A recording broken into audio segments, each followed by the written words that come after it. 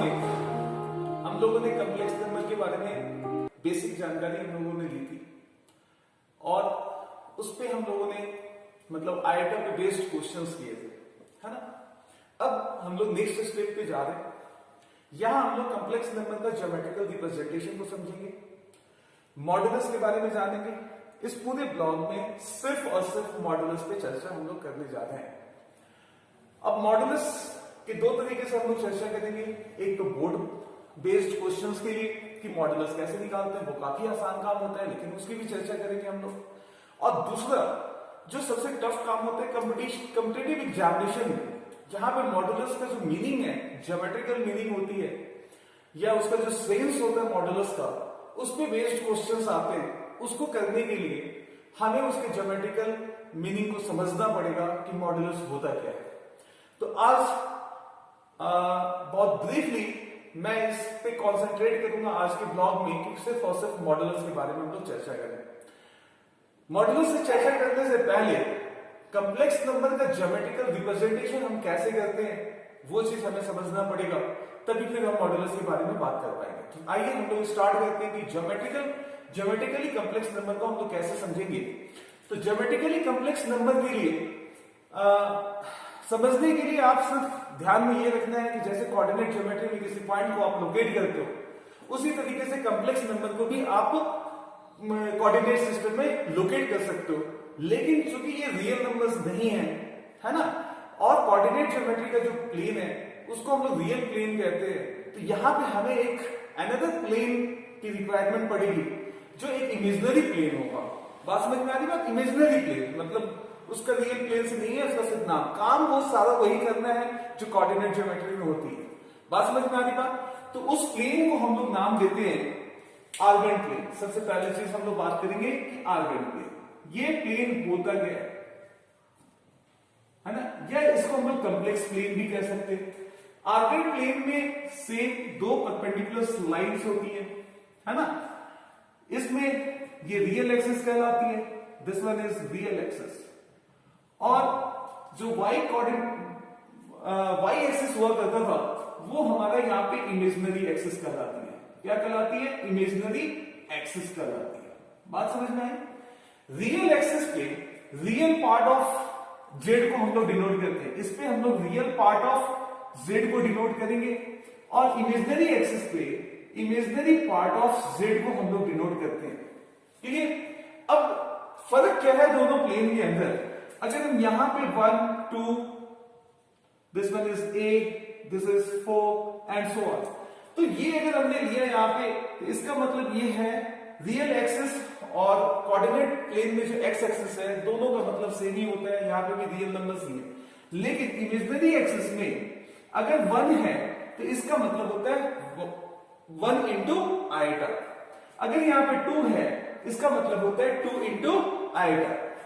3 है इसका मतलब हुआ 3 इंटू आइटा। अगर b है इसका मतलब हुआ b इंटू आइटा। मतलब यहां तो सेम नहीं रहती है, बट यहां पे चेंज हो जाती है कि अगर ये 1 दे रखा है तो डिस्टेंस 1 इंटू आइटा, 2 है तो 2 इंटू आइटा, 3 है तो 3 इंटू आइटा, b है तो b इंटू आइटा। अब हमने एक कॉम्प्लेक्स नंबर लिया z is equal to a plus iota b, जो हमने पिछली क्लास में वहां पे ए बी क्या बिलोंग्स कर रहे हैं, आपसे रियल नंबर से बिलोंग कर रहे हैं, तो ए बी बिलोंग्स करते हैं। तो ये आर्गन प्लेन में अगर कॉम्प्लेक्स नंबर को, तो ये सिर्फ और सिर्फ एक पॉइंट देगा, और वो पॉइंट कौन सा होगा? a comma b। This is the point p, जो ये पॉइंट हो गया हमारा order pair a comma b, और चूंकि ये कॉम्प्लेक्स प्लेन में है तो ये कॉम्प्लेक्स नंबर होगा आपका z is equal to a plus iota b। बात समझ में आ गई? तो ये एक पॉइंट को रिप्रेजेंट करते हैं आर्गन प्लेन के अंदर। क्लियर? अब हम लोग बात करेंगे कि इसका वेक्टर फॉर्म क्या होगा। वेक्टर फॉर्म भी अगर हम लोग चर्चा करते हैं कि वेक्टर फॉर्म में, तो वेक्टर फॉर्म में भी complex number a plus iota b अगर है गिवन हमारे पास में, तो उसके लिए भी हमें कुछ नहीं करना है, सेम हमारे पास कॉम्प्लेक्स प्लेन होंगे। अब ये अगर हमारे पास a है और दिस वन इज b, तो this is the point a comma b। लेकिन वेक्टर में हमारे पास पोजीशन वेक्टर और फ्री वेक्टर, दो टाइप के वेक्टर होते हैं, एक फिक्स वेक्टर होते हैं और दूसरा होता है फ्री वेक्टर होता है। तो अगर ये z अगर पॉइंट गिवन है, इफ z इज अ बात क्या मैं कर रहा हूं यहाँ पे ध्यान से देने वाली बात है कि अगर ये आपके पास गिवन है कि if z is a point, है ना, और z आपके पास गिवन है, z पॉइंट है और z क्या गिवन है, a प्लस आइटा b, तो वेक्टर फॉर्म में ये आएगा पोजीशन वेक्टर। दैट्स मीन अगर ये पॉइंट P है तो वेक्टर फॉर्म में ये हमारे पास O पॉइंट गिवन है, तो this is OP vector is equal to OP vector is equal to Z होगा। बात समझ में आ गई? OP वेक्टर क्या मिलेगा हमारे पास, Z that is equal to A plus iota B। तो वेक्टर फॉर्म में ये पॉइंट को रिप्रेजेंट कर रहा है, इसका मतलब पोजीशन वेक्टर है, और पोजीशन वेक्टर है तो O से जो वेक्टर हमारा P तक जाएगा वो OP वेक्टर हमें क्या डिनोट करेगा, उस Z को रिप्रेजेंट करेगा। क्लियर? तो ये बात समझने की जरूरत है। अब बात यहाँ पे आती है कि अगर ये पॉइंट नहीं हो, अगर ये फ्री वेक्टर हो, तो फिर हम लोग यहाँ पे वेक्टर फॉर्म में हम लोग बात कैसे करेंगे। तो वेक्टर फॉर्म में बात करने के लिए हमारे पास सेम प्लेन दे रखा है, तो वहां पे फ्री अगर वेक्टर दे रखा है तो कोई भी इस पूरे वेक्टर में आप कहीं भी जाएंगे, अगर a यूनिट जाइए आप horizontally, a unit this is the length a, है ना, और this will be the length b, ये आपका पास लेंथ कितना दे रखा है, b दे रखा है, तो this vector is known as, ये जो वेक्टर होगा वो a प्लस आइटा b कहलाएगा, है ना, ये कौन सा वेक्टर कहलाएगा, a प्लस आइटा b कहलाएगा। तो ये हमें ध्यान में रखना है कि अगर हमने एक पॉइंट्स लिया यहाँ पे जो डिस्टेंस है a और this one is the b, तो ये वेक्टर हमारे पास, इसको नाम दे देते हैं p क्यू से, तो इस केस में हमारे पास p q vector is equal to z होगा और दैट इज इक्वल टू क्या होगा, a प्लस आइटा b आएगा। बात समझ में आ गई? क्लियर?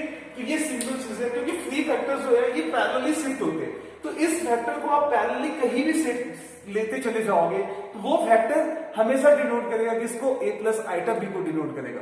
वो कौन सा, इसको पैरेलली आप कहीं भी यहां लेके चले आओ, यहां आप लेके के चले आओ, या इसके पैरेलल आगे शिफ्ट करते चले जाओ, यहां शिफ्ट कर दो, है ना, तो ये a प्लस आइटा b ही डिनोट करेगा। और लेकिन ये पॉइंट नहीं होगी, पॉइंट हमेशा फिक्स होती है, ये इस केस में फिक्स वेक्टर होंगे, ये पैरेलली शिफ्ट होते चले जाएंगे। There are infinite number of vectors which is represented by a plus iota b, है ना। There are in this case there are infinite number of complex number which represented in the form of a plus iota b। Clear है कि what is the meaning of modulus of a complex number अगर point form में दे रखे हैं हमारे पास, तो point form में क्या होगा। तो पॉइंट फॉर्म में अगर हम बात करें कि दिस इज एक z दे रखा है हमारे पास, this one is the point P, a, b, है ना, और z क्या दे रखा है हमारे पास, a प्लस आइटा b। कोई दिक्कत है यहां पे? तो मॉडुलस इज ये O है, ये P है, तो मॉडुलस OP वेक्टर का जो मॉडुलस होना है वही मॉडुलस ऑफ Z डिफाइन होता है, मतलब distance between distance of A point. इसको हम लोग दूसरे तरीके से ज्योमेट्रिकली हम लोग ये बात कर सकते हैं कि distance of A point, distance of a point from origin, origin. Clear? तो ऑरिजिन से अगर जो डिस्टेंस होगी वो क्या कहलाएगी, ये डिस्टेंस हमारे पास क्या कहलाएगी, मॉडुलस ऑफ z कहलाएगी। That's mean this is denoted as modulus of z। ठीक है, क्लियर? अब इसका डिस्टेंस निकालने के लिए आपको पता है कि ये लेंथ कितनी दे रखी है, ये दे रखी है, b दे रखी है, ये लेंथ आपके पास a दे रखी है, तो modulus of z is equal to क्या मिलेगा हमारे पास, a square plus b square square root, है ना। तो ये हमारा मॉडुलस ऑफ, अगर कोई complex number a plus iota b के फॉर्म में है तो मॉडुलस ऑफ z हमारा क्या डिफाइन होगा, square root of a square plus b square. लेकिन यहां पे हमें ध्यान में क्या रखना है कि ये जो मॉडुलस का मतलब यहां पे क्या है, distance of the point from origin. Clear? Distance of the point from origin, origin से इस पॉइंट का जो डिस्टेंस होगा वो क्या कहलाएगा, मॉडुलस ऑफ z कहलाएगा। कोई दिक्कत है यहां पे?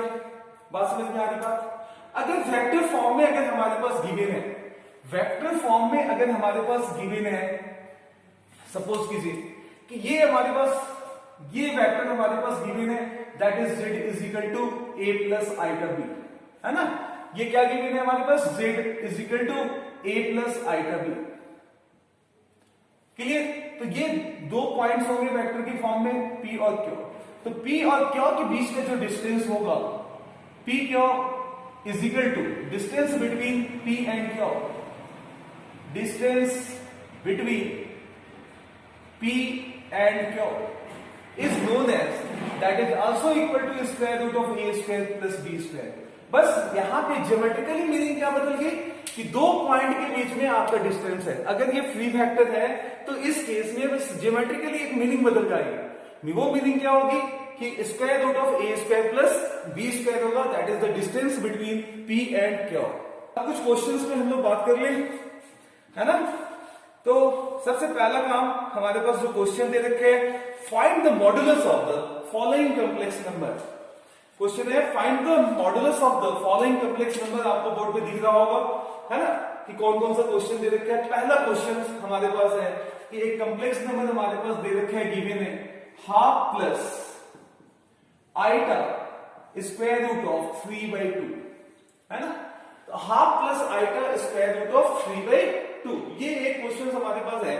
ये हमारे पास कॉम्प्लेक्स नंबर है। यहां पे अगर आप ध्यान से देखेंगे तो रियल पार्ट ऑफ z क्या है हमारे पास, a ये गिवन है, और दिस वन इज b हमारे पास इमेजिनरी पार्ट ऑफ z ये गिवन है ना। तो बेसिक डेफिनेशन क्या था हमारे पास, modulus of z is equal to square root of a square plus b square. और ये बहुत आसान क्वेश्चन है, half square plus root 3/2 whole square that is equal to 1/4 plus 3/4 square root that is 4/4 square root is equal to 1। तो modulus of this complex number is 1। Clear, बात समझ में आ रही बात कि कैसे हमें बोर्ड लेवल पे मॉडुलस अगर निकालना है तो हम कैसे कैलकुलेट करेंगे। सेकेंड क्वेश्चन हम लोग के पास गिवन है square root of 3 plus 1, simply ये 2√2 minus iota square root of 3 minus 1 divided by 2√2। ये क्वेश्चन हमारे पास गिवन है, ये कॉम्प्लेक्स नंबर। अगर आप यहां पे ध्यान से देखेंगे तो दिस इज ए, है ना, और ये हमारे पास आइटा क्या होगी, this is b, minus sign के साथ में अगर आप लेंगे तो। क्लियर। तो यहां भी हम लोग यही फॉर्मूला लगाएंगे, modulus of z is equal to square root of a square plus b square, है ना। तो अब इसको आप लोग यहाँ पे कैलकुलेट खुद से कर ले घर में। Square root of 3 plus 1 divided by 2√2 whole square, है ना, plus minus of root 3 minus 1 divided by 2√2, this is whole square. Clear. तो आप इसको ऐड करके देख ले, ठीक है, और इसका भी आंसर क्या मिलने वाला है हमारे पास, दिस इज 1। कोई दिक्कत, आप इसको कैलकुलेट करेंगे, बेसिक क्वेश्चन है, a प्लस बी के होल स्क्वायर में इसको ब्रेक करेंगे, या आप कहें तो मैं बना देता हूं, बना ही देता हूं आपको यहाँ पे। अभी आप स्टार्ट कर रहे हैं तो आप फिर से एक बार इसको बनाएंगे, कोशिश करेंगे आप इसको। Root 3 plus 1 whole square, a square 3 plus b square 1 plus 2√3 divided by 2√2 का square that is equal to 8। Now this one is minus का स्क्वायर प्लस हो जाएगा, root 3 minus 1 that is 3 plus 1 minus 2√3 whole, this is cancel out, 8/8 square root of 8/8 that is equal to 1। मेरे पास 1 plus cos alpha plus iota sine alpha, है ना, ये हमारे पास गिवन है। और अल्फा की जो वैल्यूज गिवन है, alpha belongs to pi comma 3π/2, है ना, ये गिवन है। अब इस क्वेश्चन के लिए थोड़ा सा हमें सोचना पड़ेगा, ये थोड़ा सा जेईई मेंस लेवल के क्वेश्चन में ज्यादा है उस स्टैंडर्ड में कि अगर हमारे पास क्या है तो मॉडुलस, ध्यान देंगे कि मॉडुलस कभी भी नेगेटिव नहीं होता है। मॉडुलस डिस्टेंस है और distance can not be negative. अगर हमने पॉइंट फॉर्म में भी बात की थी तो distance from the origin, 2 point था हमारा, वेक्टर फॉर्म में बात की थी तो distance between p and q, है ना। तो distance can not be negative, ध्यान में रखेंगे, तो इसलिए हमेशा पॉजिटिव आएगा। तो इस तरह के क्वेश्चंस के लिए जहां पे अब ये क्या हो गया हमारे पास, this is a, this one is क्या है, b है। तो अभी हम लोग यहाँ पे ऑब्वियसली बात है, पहले इसको हम लोग निकालेंगे कि modulus of z is equal to क्या होगा, square root of 1 plus cos alpha whole square plus sine square alpha, है ना, sine alpha whole square b का होल स्क्वायर, ठीक है, a square plus b square square root. Now solve करता हूं इसको। 1 plus cos square alpha a square plus b square plus 2ab, that is 2 cos alpha plus sin square alpha. Now cos square alpha plus sin square alpha is equal to 1, or this is equal to 2 into 1 plus cos alpha. Trigonometric में एक identities है हमारे पास कि cos 2 alpha is equal to 2 cos square alpha minus 1. Clear? अगर इस identity का use हम यहां पे करें अल्फा के लिए, तो cos alpha is equal to 2 cos square alpha by 2 minus 1, और 1 plus cos alpha is equal to 2 cos square alpha by 2। बात समझ में आ रही बात? तो अगर हम ये आइडेंटिटी अगर हम यहां पे यूज करते हैं तो स्क्वायर रूट ऑफ ये क्या होगा, twice into 1 plus cos alpha is 2 cos square alpha by 2। बात समझ में आ रही बात?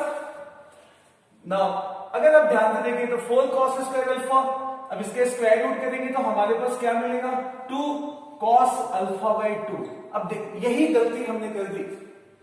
अब हमें नहीं पता है cos अल्फा बाई 2 पॉजिटिव है या नेगेटिव, 2 का हमें पता था, तो ये तो हमने सही काम किया कि 2 पॉजिटिव है भाई, पॉजिटिव ही लेंगे।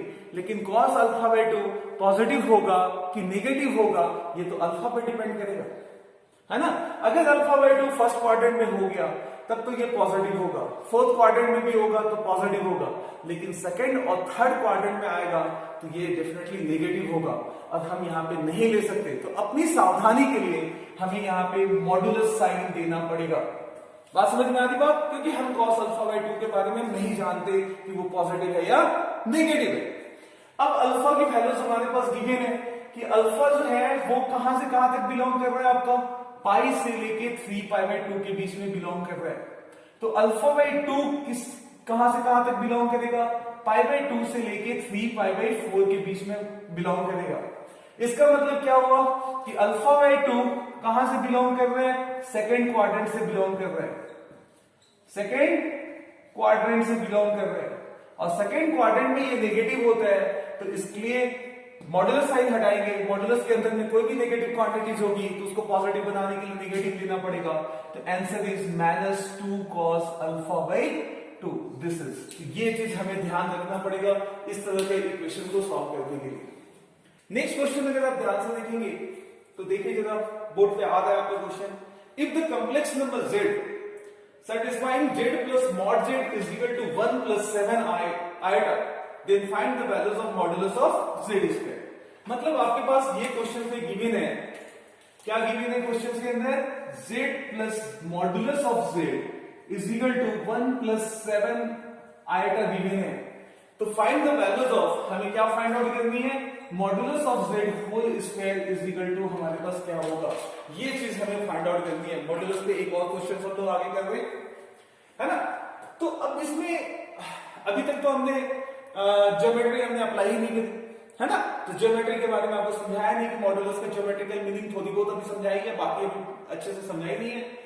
तो अब इस क्वेश्चन में चूंकि z भी गिवन है, मॉड्यूलस ऑफ z भी गिवन है, तो हम इसको ऑर्थोडॉक्स तरीके से ही जाएंगे। ऑर्थोडॉक्स तरीके का मतलब जैसे बोर्ड लेवल पे हम लोग सपोज करते हैं कि इसके सॉल्यूशन के लिए हम लोग सपोज करेंगे कि let z is equal to क्या हो गया, x प्लस आइटा y मान लिया हमने, है ना, where real part of z is x and imaginary part of z is y।